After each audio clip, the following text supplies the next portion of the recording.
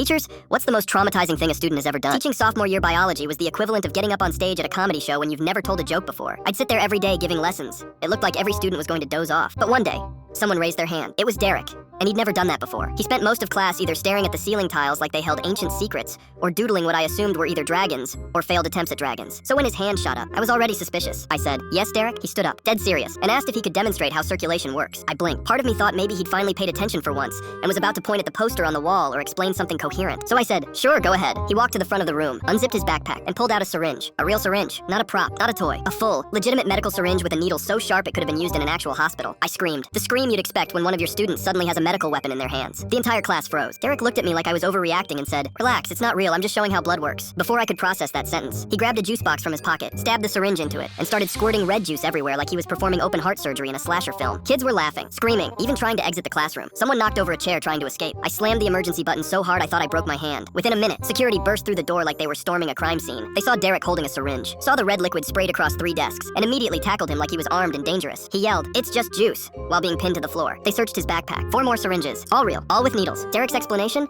"My dad's diabetic, I thought they'd be good for science demonstrations." The school called the police. His parents showed up claiming it was educational and that I was overreacting. Educational? He brought 5 needles to school and turned my classroom into a juice-based crime scene. And apparently I was the problem. Derek got suspended and is probably going to get expelled. I got sent to mandatory counseling because I genuinely thought I was about to witness a stabbing. And to this day, anytime a student raises their hand too confidently, I flinch. Because somewhere out there, Derek's probably still thinking syringes are the ultimate teaching tool.